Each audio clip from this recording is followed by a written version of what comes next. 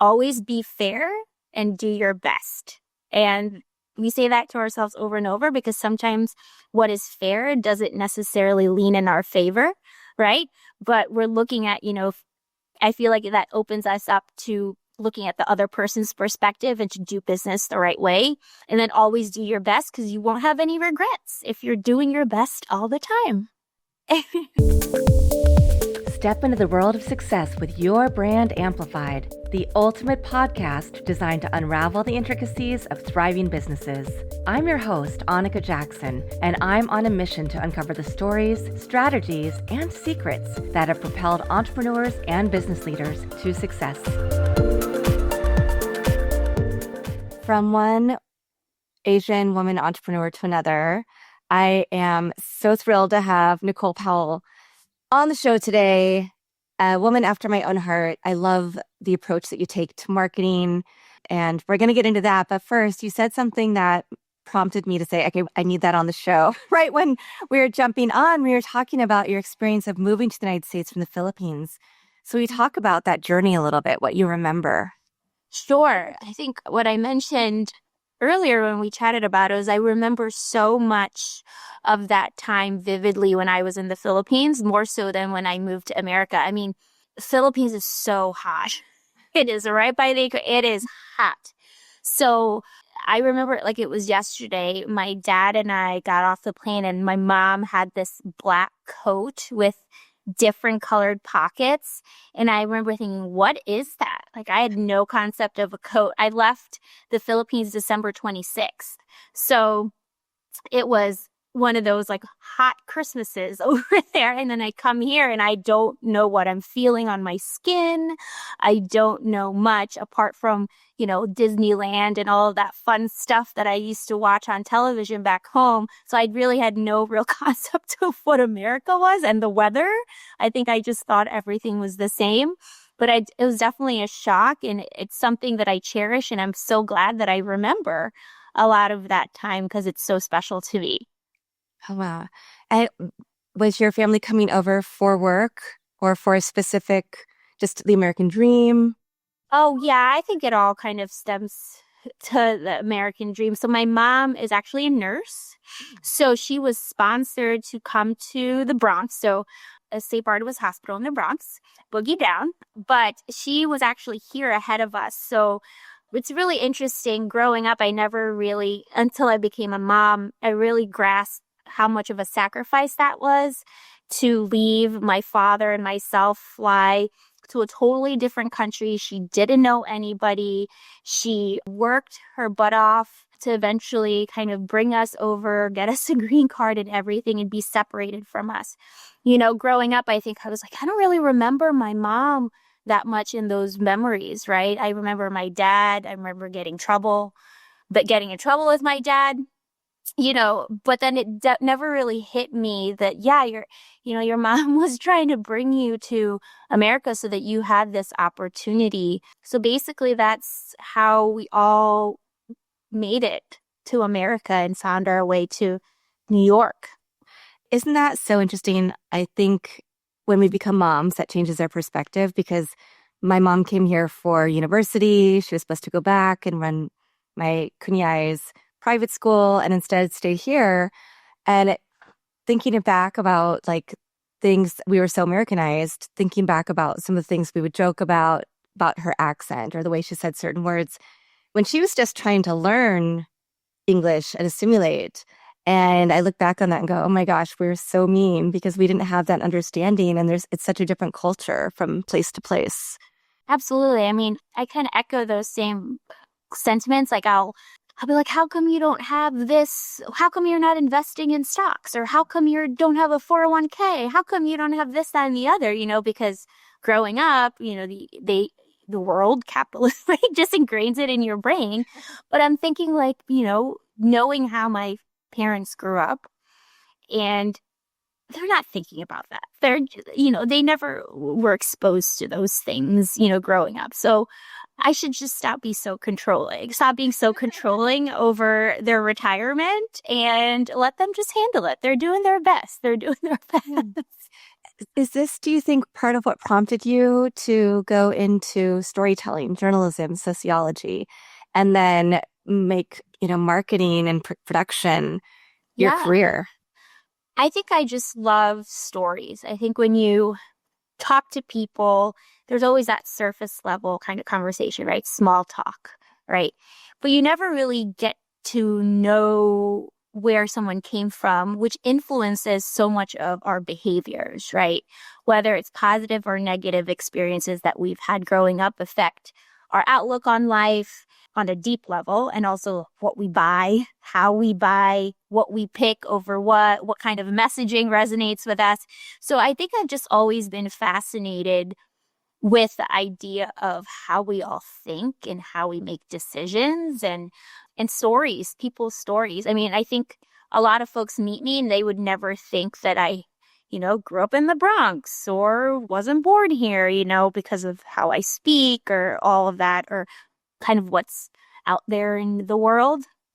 So people get surprised, and I think it gives them a little bit of insight into who I am and why I do the things I do.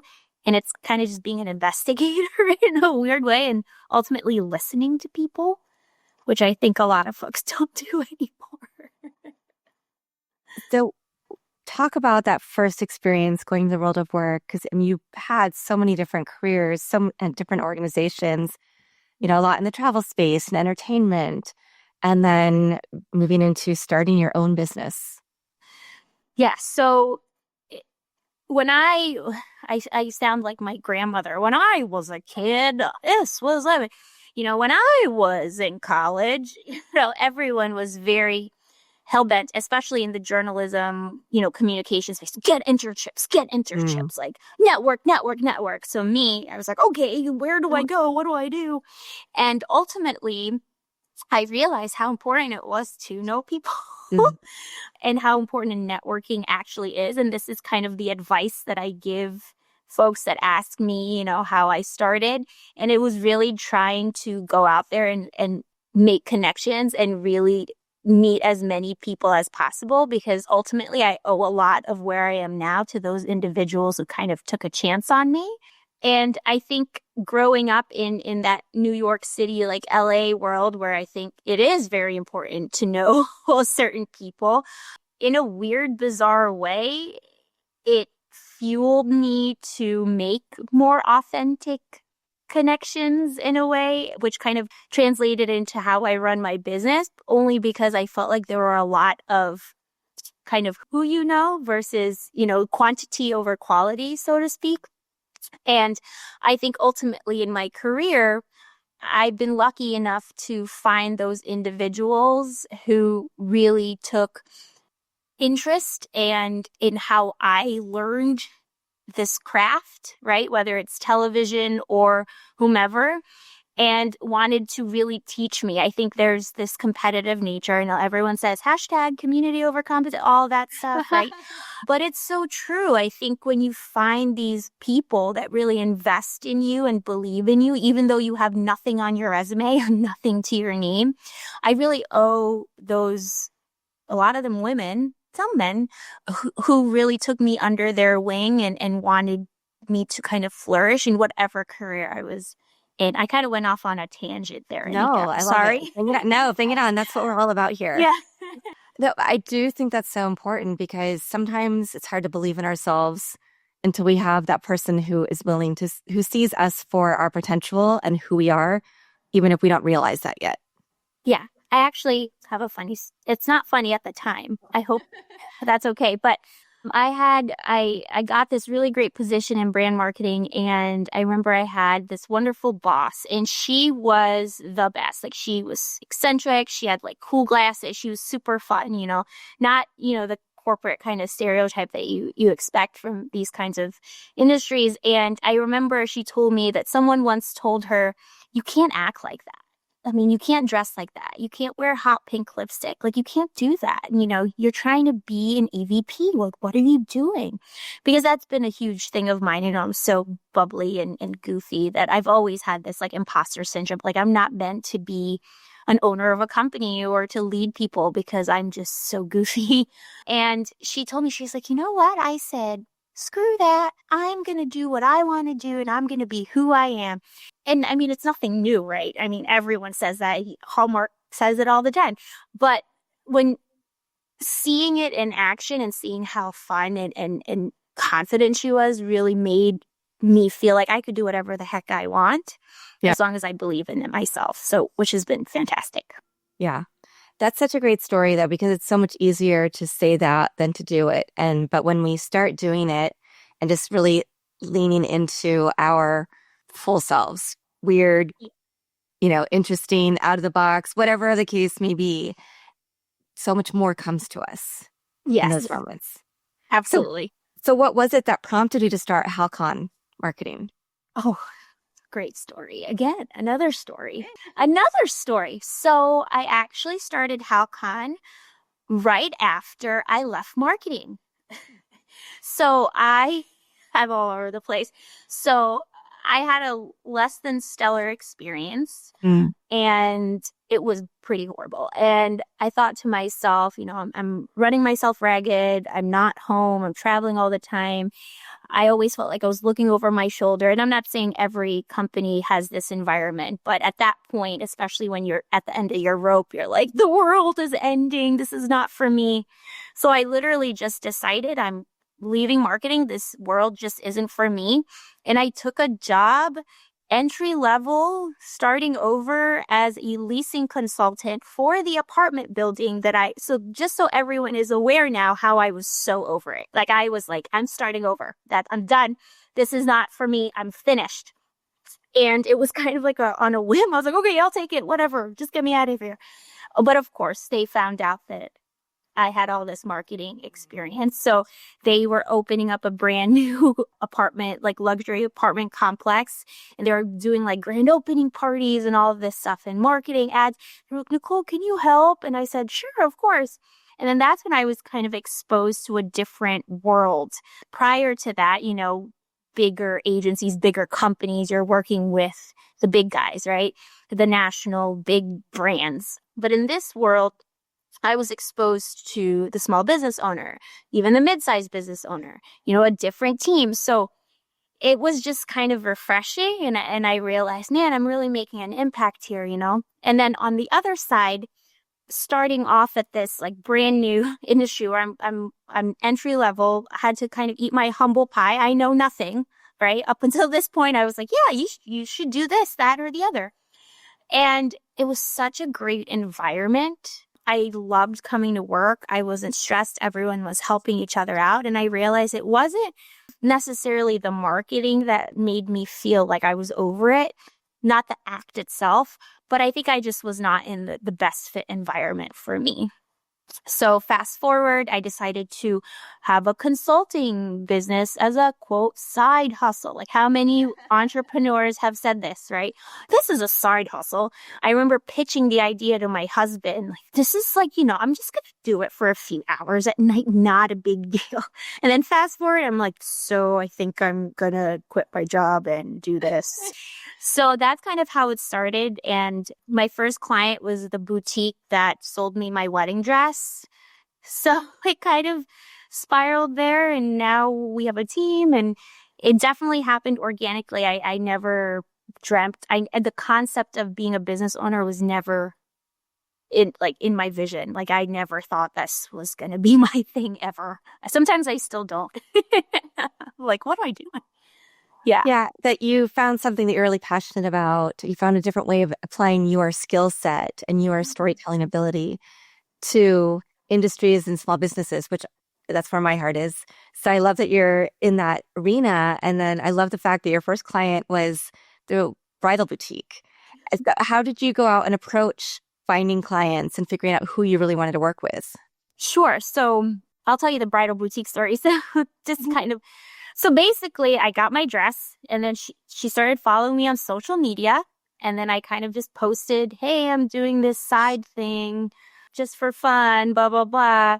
And then that's kind of how that happened. And then I would put myself out there. She would have events. She would introduce me to individuals and then one person led to somebody else.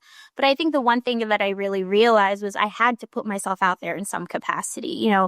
even though I do these interviews, I think I'm really an introvert at heart. I'd rather just watch my, true crime and RuPaul's Drag Race marathons, which you caught me watching right before this interview. But I realized, like, you have to go to those small business networking events. You have to go to those groups because I've never been a cold emailer or cold caller. It always felt off to me. For me, I always felt weird.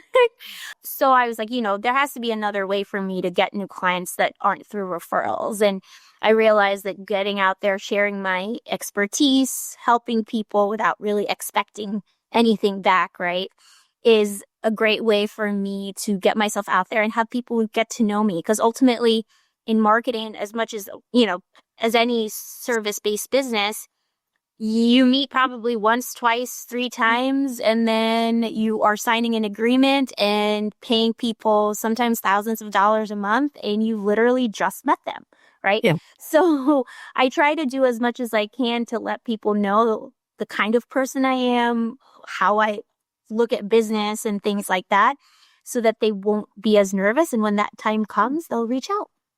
Nice. Yeah. And talk about how you decided on the name. How Because come? Halcon isn't, and your name was obviously is Nicole. Yeah. So, like, how is that related? Sure. Well, it ties back to the Philippines, actually. So there is a mountain in the Philippines called Halcon. I've never climbed it.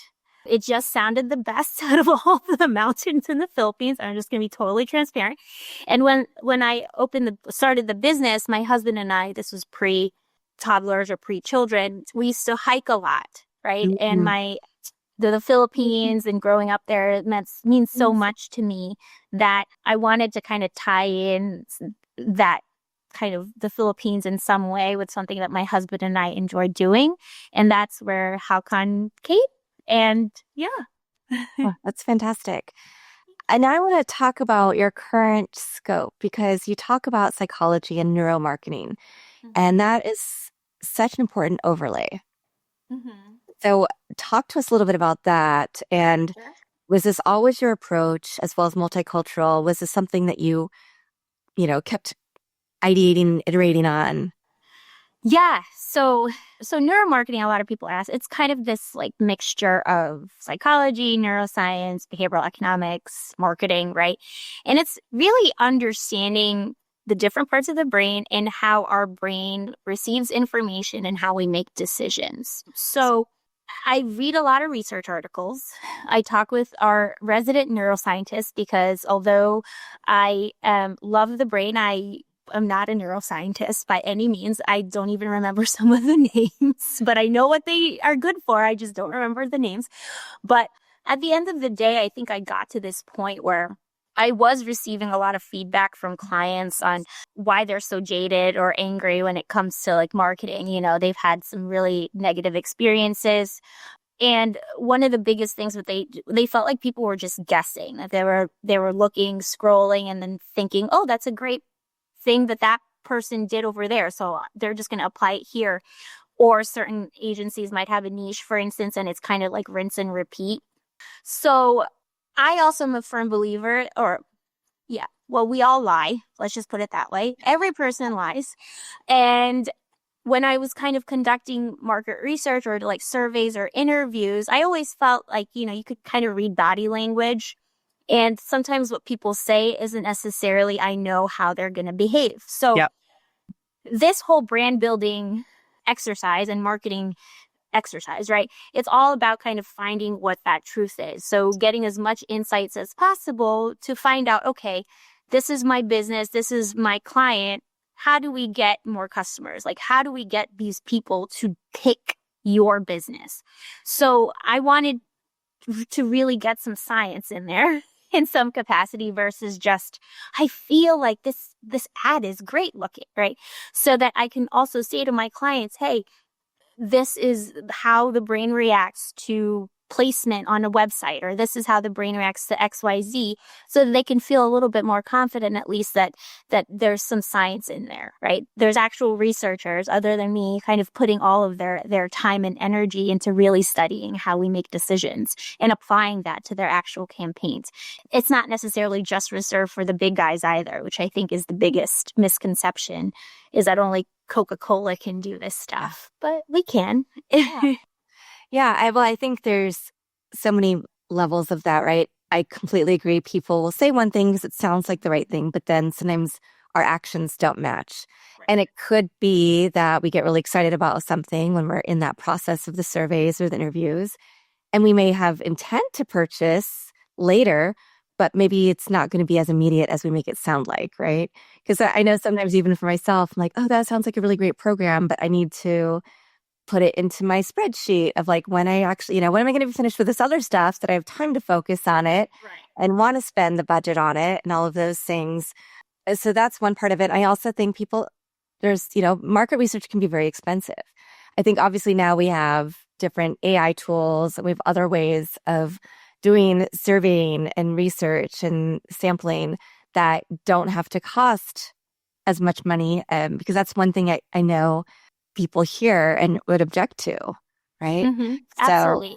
yeah. Thousands of dollars. And I think personally, I love making it attainable. We don't have to research 500 people, but hey, you haven't talked to one customer in 10 years, right? I always get this piece of feedback, like, I feel like our marketing's not working. It's like, okay, wait, how do you know? They're like, I just feel it, because John over there said that he didn't see my ad the other day, and like they think that their marketing's not working. So a part of it too is just making people feel like they have a choice, they have power in this whole thing. They just have to sit back and let the algorithm dictate their entire success. But yeah. So you told us your first client story. Do you have a favorite client story? Somewhere that you really gave them that aha moment and showed them how using great marketing can completely change? I have a great one. Of course I do, because I have 50,000 stories. So my favorite client story was when I met with a group of clients who had worked with an agency for a very, very long time.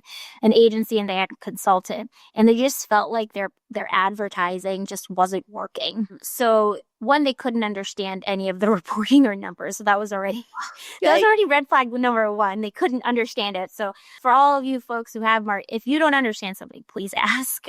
So they were like, we don't understand this, blah, blah, blah. So I actually told them, hey, have you ever heard of a brand book? Have you ever heard of a brand strategy, like messaging?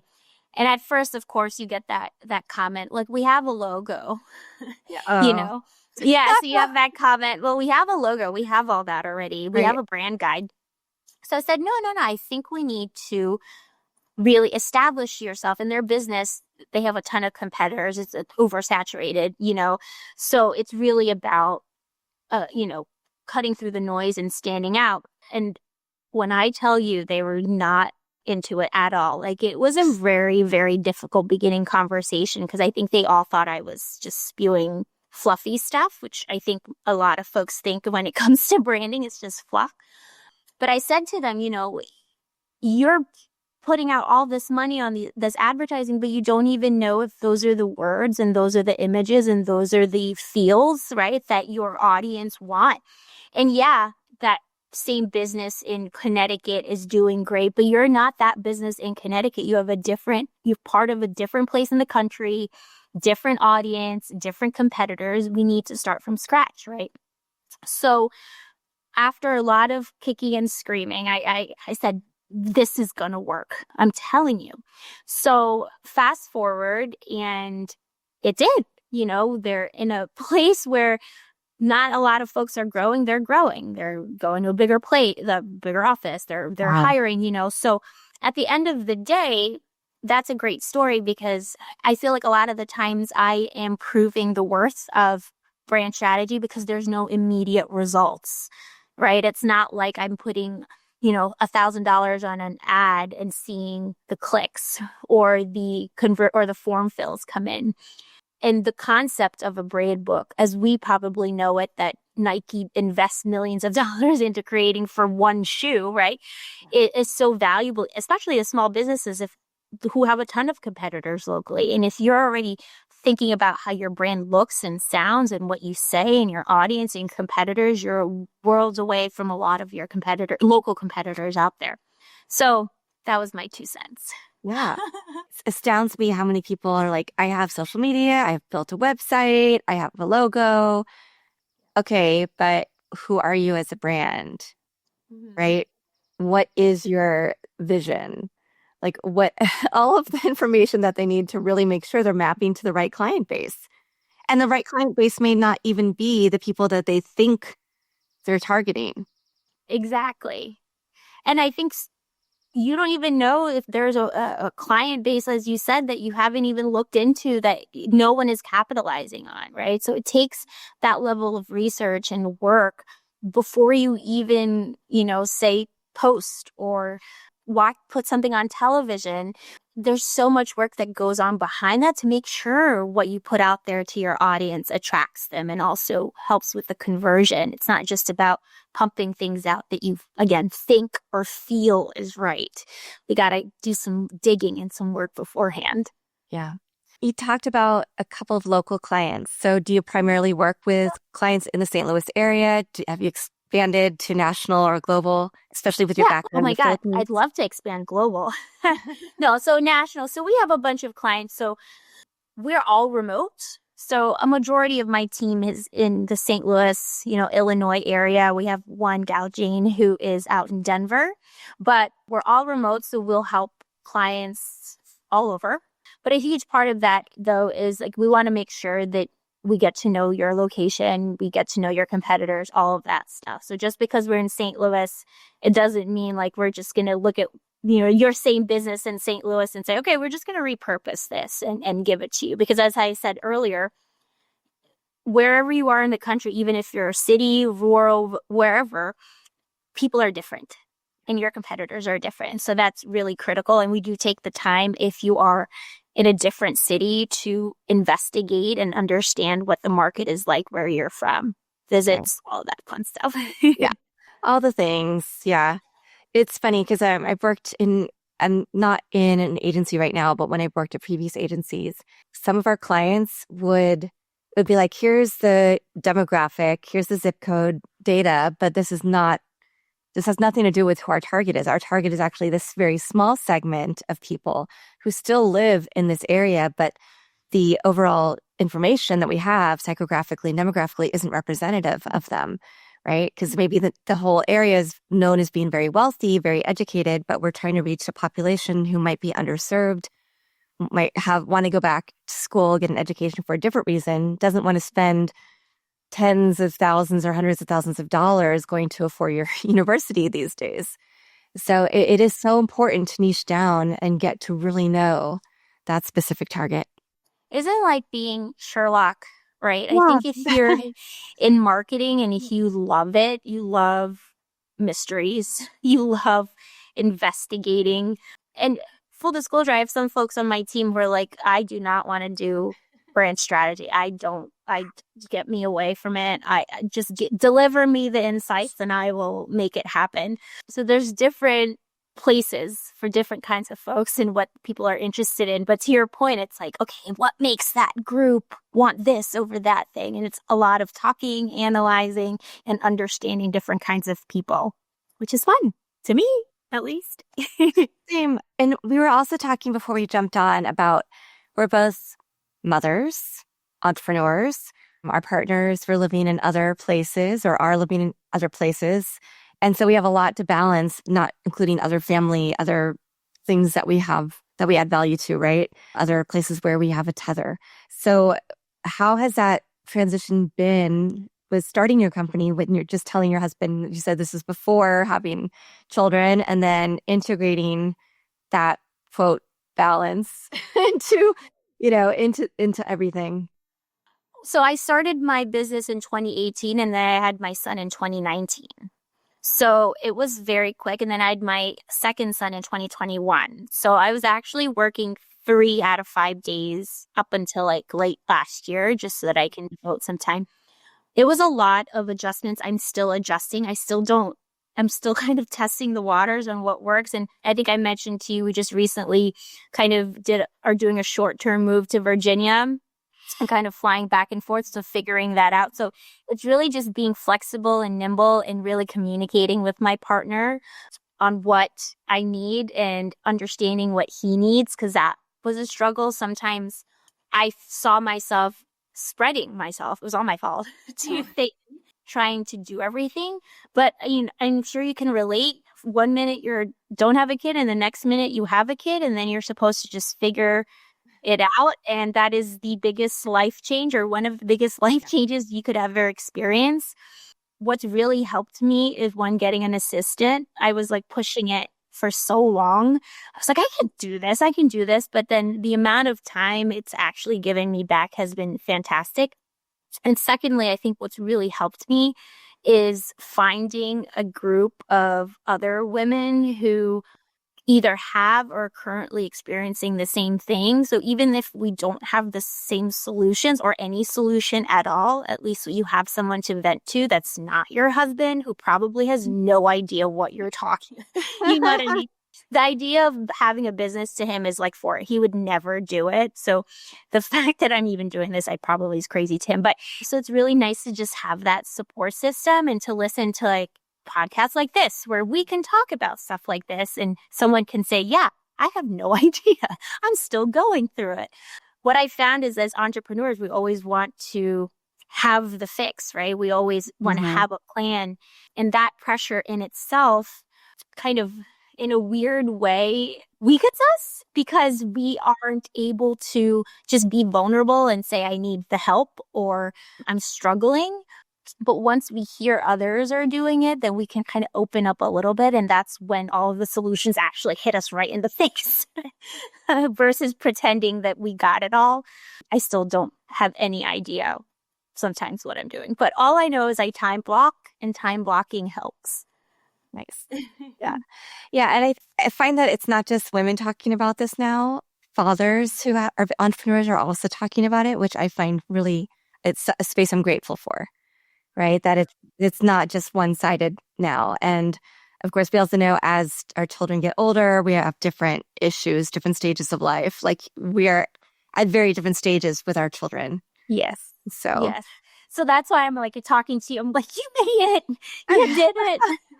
Show me the ways. No, it's really fantastic when your kids start asking about who you're meeting with, what you're doing for a client. It's even if it's not something that they're going to end up doing, because my daughter is an introvert. She doesn't want anything to do with any of the stuff that I do, but she can appreciate it. Right. And so I love seeing that when they're at that age.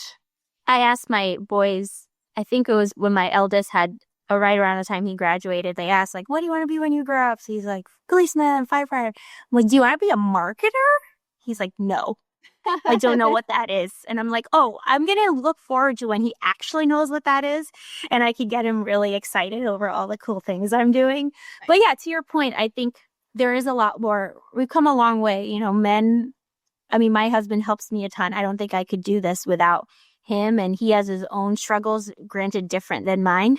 But I think his support and him just even listening to me vent has been a huge, huge, huge help. So if he's listening when this airs, thank you very much. Awesome.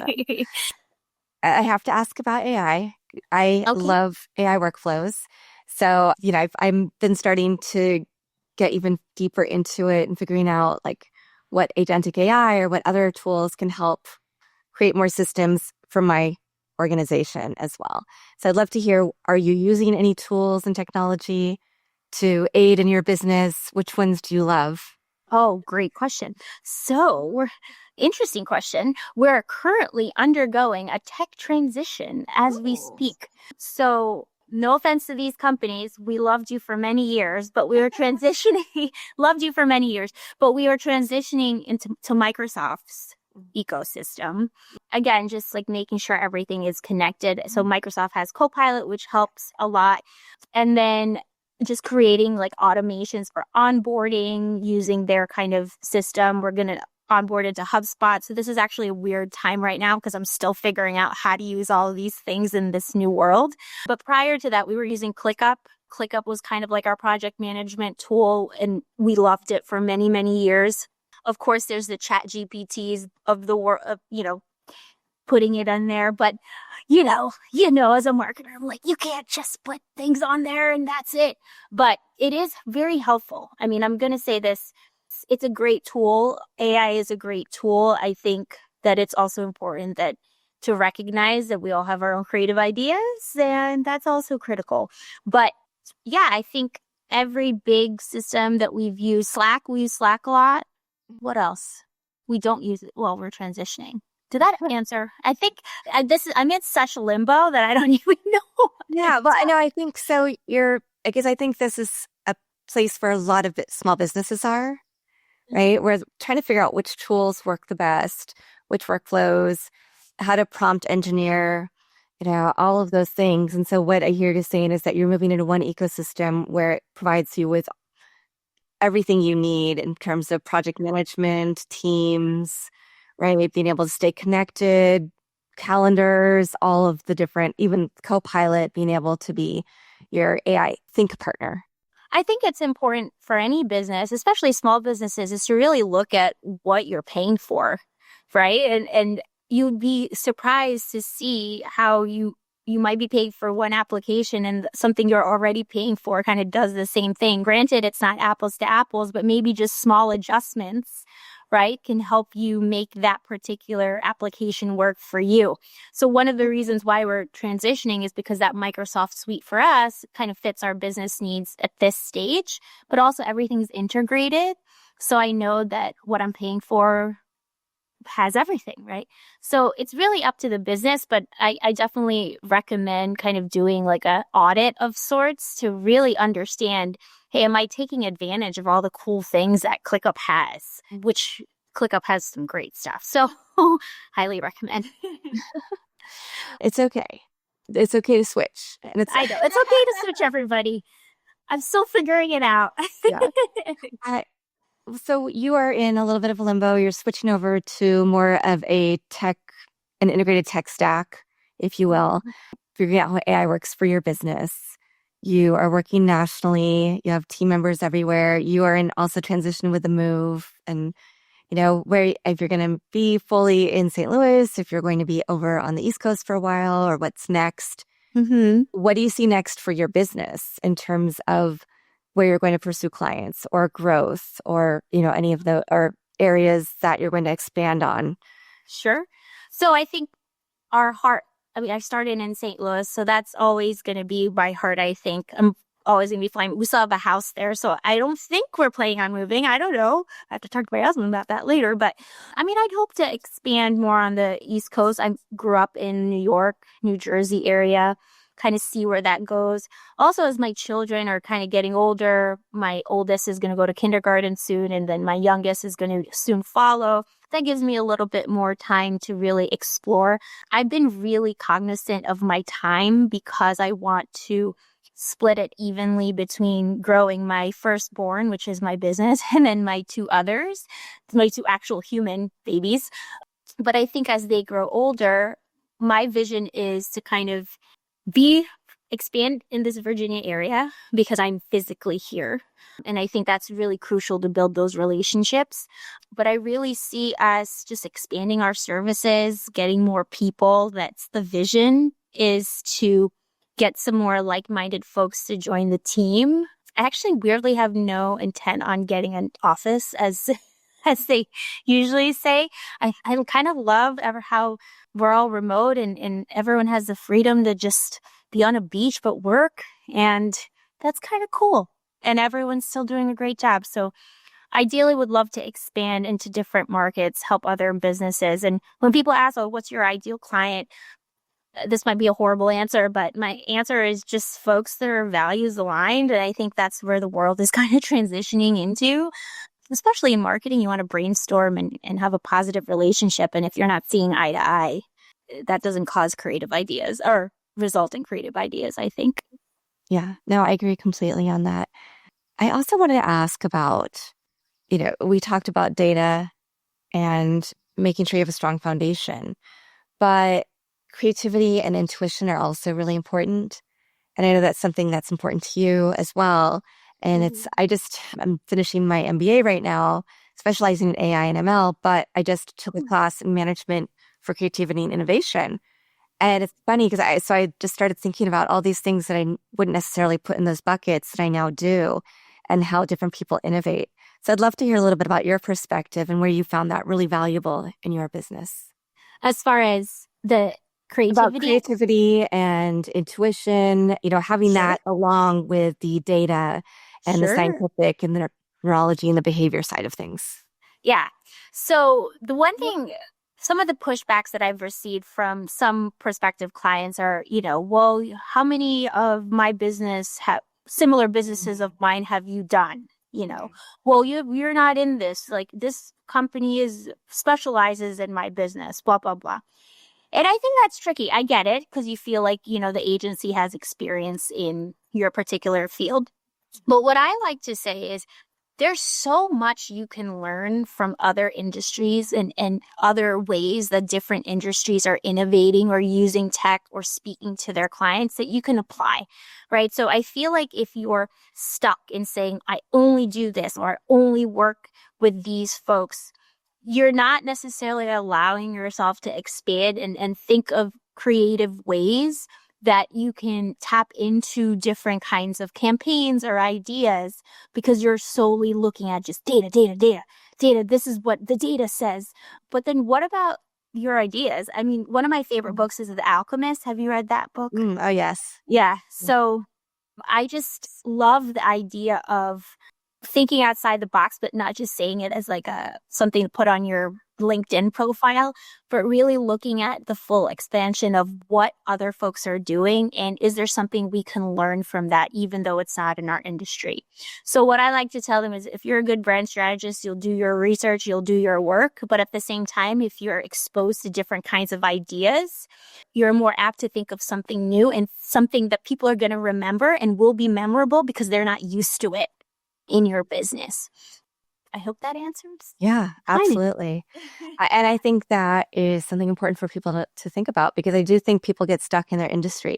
If you're in tech, what is everybody else doing? Right? How are they sharing their messages? How are they selling? If you're in other industries, the same thing. But sometimes we have to just shake it up, mix things up, and take from other industries because that might be something that none of our competitors are doing.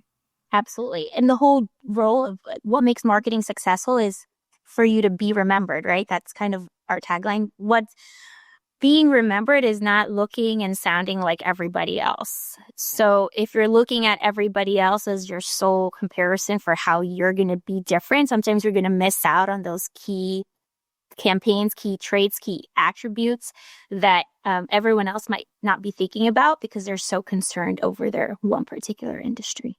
100%. Awesome. Nicole, I'm going to have your website in the show notes, but I wanted to ask if you have a favorite quote, mantra, verse, family motto, poem, words that really inspire you. So this is something that we say over and over at HowCon is always be fair and do your best. And we say that to ourselves over and over because sometimes what is fair doesn't necessarily lean in our favor, right? But we're looking at, I feel like that opens us up to looking at the other person's perspective and to do business the right way. And then always do your best because you won't have any regrets if you're doing your best all the time. I just really love your positive attitude. Oh, thank you. Like how you're approaching everything with a smile on your face. I think sometimes, partly because we're Asian, we smile a lot. And people don't always know what that means. It's easy to take us for granted as just like really nice, maybe pushovers, but we're not. And I can see the brain that's working behind everything that you're doing. And I just love it. And I love that you Thank you so much. Yeah, of course. Ditto. So, Thank you. That means thanks. so much. Oh my God, that just made my entire week. Oh, well, Thank it's you. only Monday, so. I know. Oh yeah. Well, I count last Monday, so Okay. technically. Okay. Maybe Amazing. my month. How about that? There you Oh, go. wow. Well, thank you. That was Well, very sweet. Thank you. no, I just call it like I see it. So this has been so fun. And I Yeah. look forward to seeing what you do next. And thank you to everybody who's watching this episode or listening to it on your favorite platform. And reach out to Nicole if you're a small business looking for new ways to engage with audience. I mean, you just do so many things between just the brand strategy, the building, the events, and everything in between. So you add a lot of value. And I appreciate that you're not just a specialist. You know a lot about a lot of things, and that you'll have a team that can back it up. They're lovely. Yeah. They're lovely. I have no doubt. So amazing. And just thanks again so much. Thank you so much. Thanks for listening or watching to this episode of Your Brand Amplified. Don't forget to leave us a rating or review on your favorite podcast listening platform. And if you want to learn more, check us out at yourbrandamplified.com.